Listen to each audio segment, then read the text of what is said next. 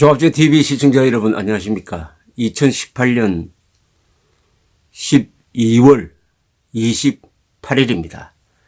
올해가 사흘 남았습니다. 이제 주말을 앞두고 있습니다. 이 주말만 넘으면은 2019년이 보이게 될 것입니다. 문재인 정권과 함께한 2018년은 정말 괴로운 한 해였을 것입니다. 정신적 스트레스를 많이 받았을 것입니다. 왜냐? 문명국가의 국민에 의해서 선출된 대통령이 헌법을 무시하고 사실을 무시하고 과학도 무시하고 선동에 앞장서고 언론이 이 선동을 뒷받침하니까 사실이 위기에 처했습니다. 헌법이 위기에 처했습니다. 과학이 무시되었습니다. 그러나 이제 국민들이 깨어나고 있습니다. 문재인 잘못하고 있다가 50%를 넘었습니다. 이 추세는 내년에 더 가속화될 것으로 봅니다. 국민들이 깨어나면 됩니다. 많은 사람들이 이러다가는 대한민국이 독재국가가 되는 거 아니냐. 어떤 사람들은 이러다가 공산화 되는 거 아니냐 하는 악몽을 발설하기도 했지만은 대한민국은 대한민국입니다. 대한민국을 만든 사람들이 흘린 피가 너무 많습니다. 다만 그 피의 힘이 아직은 발휘되지 않습니다. 피의 힘이 발휘된다는 것은 생존 투쟁 차원의 반발이 일어난다는 것인데, 그렇게 일어나기 전에 헌법의 힘으로 이 나라를 바로잡아야 되겠죠. 헌법은 잠자는 것이지만 국민들이 흔들어 깨워야 합니다. 국민들의 각성이 일어나고 있습니다. 헌법은 문재인 대통령을 평가하는 가장 중요한 기준입니다. 이제 이 대한민국 헌법을 가지고 2018년 문재인 정권의 공적과 잘못을, 공과를 한번 평가를 해 보겠습니다. 대통령은 헌법의 눈만을 가져야 한다는 말을 링컨이 했습니다. 대통령은 모든 행위를 헌법적으로 정당화 받아야 합니다. 헌법을 어기면은 대통령은 중대할 경우에는 탄핵이 됩니다. 더 중대할 경우에는 감옥으로 가는 수도 있습니다. 헌법이 문재인 대통령 위에 있다 하는 것을 확인하는 날입니다. 오늘 문재인 정권의 헌법적 평가를 해보면은 헌법 위반의 종합백화점이라는 평가가 저절로 나옵니다. 첫째가 헌법 전문 위반입니다. 헌법 전문은 우리 국가의 나아갈 방향, 우리 국가의 존립 이유, 그리고 존립 목표를 적어 놓은, 어떻게 보면은 이 국가의 영혼에 해당하는데, 유구한 역사와 전통에 빛나는 우리 대한민국은 3.1운동으로 건립된 대한민국 임시정부의 법통과 불의에 항거한 4.19 민주 이념을 계승하고 조국의 민주개혁과 평화적 통일의 사명에 입각하여 정의, 인도와 동포애로서 민족의 단계를 공고히 하고 모든 사회적 폐습과 불의를 타파하며 자율과 조화를 바탕으로 자유민주적 기본 질서를 더욱 확고히 하여 정치, 경제, 사회, 문화의 모든 영역에 있어서 각인의 기회를 균등히 하고 능력을 최고도로 발휘하게 하며 자유와 권리에 따르는 책임과 의무를 완수하게 하여 안으로는 국민 생활의 균등한 향상을 기하고 밖으로는 항구적인 세계 평화와 인류 공영에 이바지함으로써 우리들과 우리들의 자손의 안정과 자유와 행복을 영원히 확보할 것을 다짐하면서 1948년 7월 12일에 제정되고 8차에 걸쳐 개정된 헌법을 이제 국회의 의결을 거쳐 국민투표에 의하여 개정한다. 이 헌법 전문에 녹아있는 정신은 세 가지입니다. 첫째, 민족사적 정통성입니다. 대한민국은 역사와 전통을 개성 발전시키는 민족사의 정통국가이고 김일성은 역사와 전통을 부정하는 민족사의 이단 세력임을 분명히 하고 있습니다. 동시에 민주적 정당성입니다. 대한민국은 1948년 총선, 헌법 제정, 정부 수립, 유엔의 공인을 거침으로써 국민 주권에 기초한 민주적 정당성이 있는 국가로 출범했습니다. 북한 정권은 스탈린의 지도와 지령으로 만들어진 반국가 단체이므로 북괴라는 명칭이 정확합니다. 세 번째는 자유민주주의 정체성을 우리 헌법은 영혼으로 담고 있습니다. 대한민국 헌법은 자유민주적 기본질서라는 인류의 보편적 가치를 헌법과 국가와 국민의 최고 가치로 규정하고 있습니다. 그러나 북한은 1인 수령 지배의 계급투쟁론에 기초한 전체주의 체제입니다. 그런데 문재인 정권은 스스로 촛불 혁명 정권임을 주장하면서 1948년의 건국을 부정하고 자유민주주의에서 자유를 삭제하고 김일성의 남침을 내전으로 호도하고 그렇게 함으로써 대한민국 헌법에 명시된 국민국가의 3대 존립 근거를 허물고 헌법 제66조 대통령의 책무를 전면적으로 위반하는 행위를 지난 1년 동안 해왔습니다.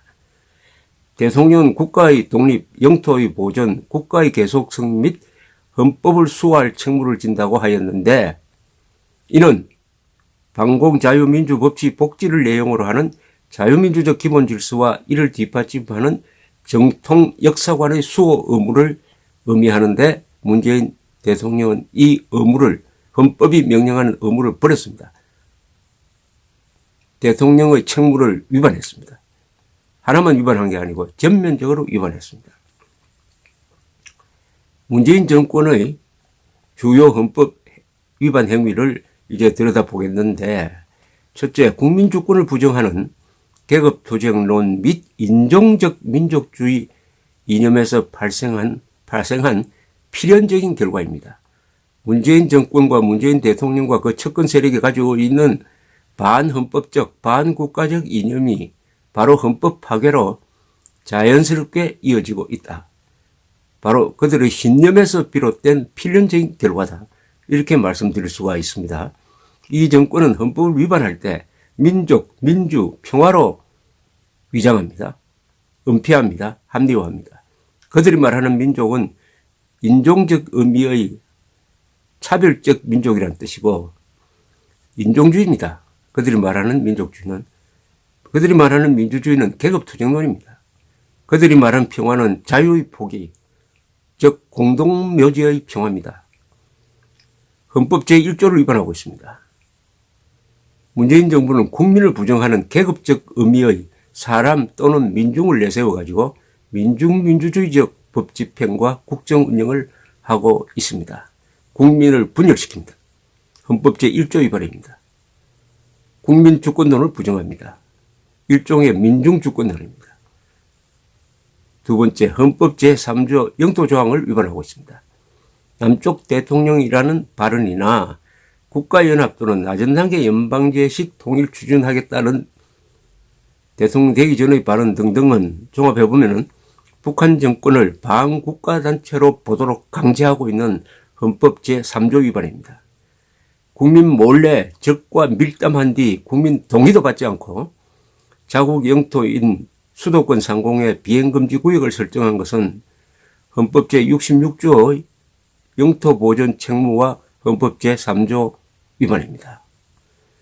헌법 제4조는 통일조항인데 문재인 정권은 민족 반역의 북한 정권과 소위 민족공조하여 민족의 혈맥을 잇고 자주통일의 미래를 앞당기겠다고 선언함으로써 자유민주적 기본질서를 평화적 통일의 대원칙으로 명시한 헌법 제4조를 위반하였습니다. 그 다음에 헌법 제5조를 위반했습니다. 폭도들이 국가 공권력을 마비시킬 경우에 대비한 기무사의 계엄령 검토 문건 작성을 범죄로 몰았습니다. 이는 국가의 안전보장을 국가의 신성한 임무로 규정한 헌법 제5조 위반입니다. 헌법 제7조를 위반하고 있습니다. 공무원들을 촛불혁명의 도구로 선언하고 그렇게 부리고 있는 행위는 공무원에 대하여 국민 전체에 대한 봉사자로서 정치적으로 중립해야 한다는 명령을 내린 헌법 제7조를 위반한 것입니다. 헌법 제10조를 위반하고 있습니다. 국민 주권주의를 민중주권주의 또는 촛불주권주의, 자유민주주의를 계급적 민주주의로 대체하려는 움직임과 언론의 자유 및 사법부의 독립을 위협하는 행위는 국민 개개인의 존엄과 기본권을 국가가 존중하고 보장해야 한다는 헌법 제10조 위반입니다. 그 다음에 헌법 제11조를 위반하고 있습니다. 계급적 법집행으로서 지지계층에 대한 특혜와 반대계층에 대한 차별을 가한 행위는 헌법 제11조의 평등권 위반입니다. 이렇게 함으로써 헌법 제66조 대통령의 책무를 전면적으로 위반하였습니다. 요약하면은 국민의 동의도 없이 수도권의 영공에 비행금지구역을 설정하고, 이것은 국가의 독립성 훼손입니다. 핵위협에 노출된 수도권에 사드를 추가 배치 않겠다고 중국에 약속한 안보주권 포기 행위, 이는 영토의 포기입니다. 국적의 기조를 촛불혁명으로 규정한 점, 이는 국가의 계속성을 부정하는 것입니다. 그리고 헌정질서에 대한 중대하고도 전면적이며 일상적인 도전 및 반국가자체와 맺은 민족공조에 의한 자주통일 합의는 헌법 제66조에 규정된 대통령의 5대 책무, 국가의 독립, 영토의 보전, 국가의 계속성 및 헌법수호, 평화통일 노력을 총체적으로 위반하는 것입니다. 이는 대한민국을 정상국가라고 보지 않는다는 태도에서 나온 자연스러운 결과입니다. 문재인 대통령은 대한민국을 정상국가로 보지 않습니다. 그러면 국민은 그런 대통령을 대통령으로 볼 수가 없는 거죠.